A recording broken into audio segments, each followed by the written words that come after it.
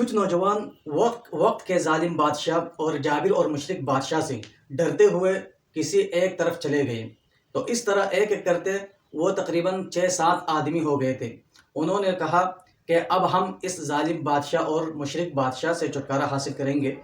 یہ کہہ کر انہوں نے یہ فیصلہ کر لیا کہ اب ہم کسی دوسری جگہ پر چلے جائیں گے۔ چنانچہ انہوں نے کیا کیا، ایک ساتھ ہو کر وہ نکلنے لگے۔ جو ہی یہ لوگ نکل رہے تھے، علاقہ چھوڑ رہے تھے، ان کے پیچھے پیچھے ایک کتا آ گیا۔ انہوں نے بہت کوشش کی کہ اس کتا کو بھگا دے اور کسی طرح وہ کتا وہاں سے چلا جائے، لیکن یہ کتا ان حضرات کے پیچھے پیچھے چلے گئے۔ بھگانے کے باوجود یہ کتا وہاں سے نہیں بھاگا بلکہ ان کے ساتھ ساتھ چلے گئے۔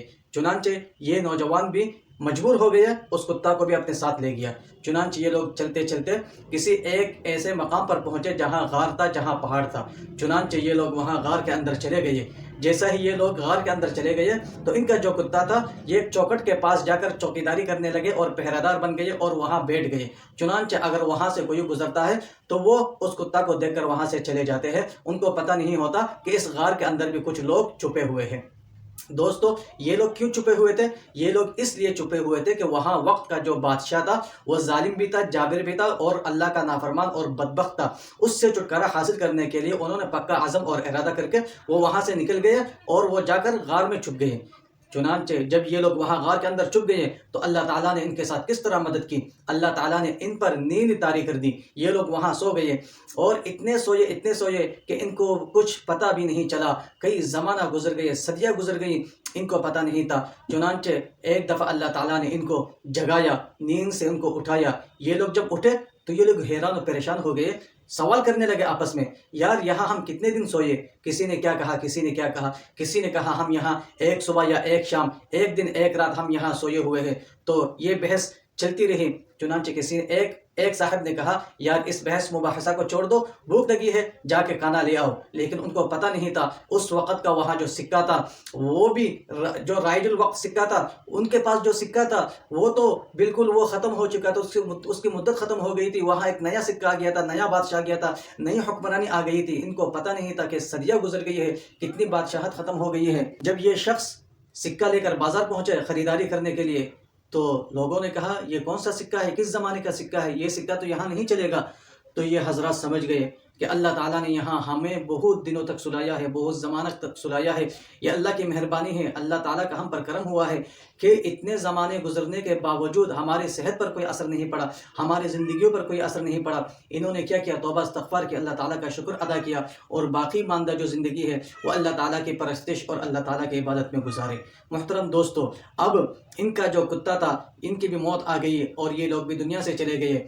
کہا جاتا ہے، بزرگوں نے کہا ہے، کتابوں میں پڑھا ہے، یہی کتا جو ان نوجوانوں کے ساتھ ہو گیا تھا، ان بزرگوں کے ساتھ ہو گیا تھا، یہی کتا ان بزرگوں کے ساتھ بیٹھنے کی وجہ سے، ان کے ساتھ رہنے کی وجہ سے، ان سے عقیدت، پیار اور محبت رکھنے کی وجہ سے یہی کتا انسان بن کر جنت میں جائے گا۔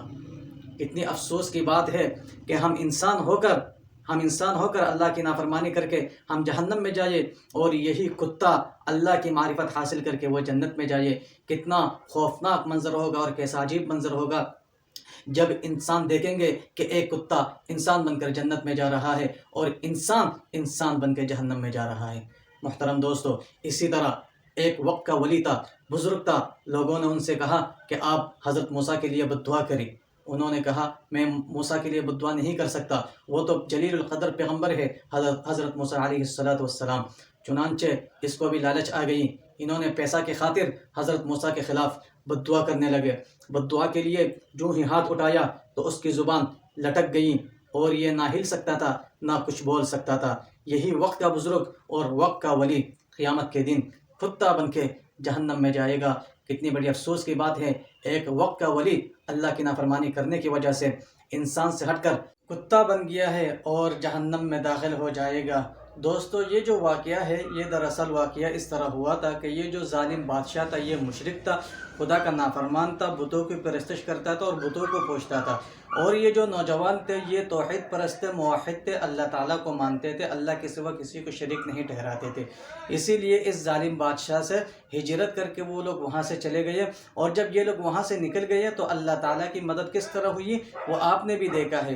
ہو بہو اسی طرح ہم بھی اگر اللہ تعالیٰ کو ایک خدا مانیں گے اور اللہ تعالیٰ کی ایک ہونے کا عقیدہ رکھیں گے اور اللہ تعالیٰ کی عبادت کریں گے، اللہ تعالیٰ کے ساتھ کسی کو شریک نہیں ٹھہرائیں گے، تو اللہ تعالیٰ ہمارے ساتھ بھی وہی مدد کرے گا جو ان حضرات کے ساتھ مدد کی ہے۔ آخر میں آپ سے یہ گزارش ہے، اگر ویڈیو اچھی لگے تو چینل کو سبسکرائب کر دے اور لائک کر دے۔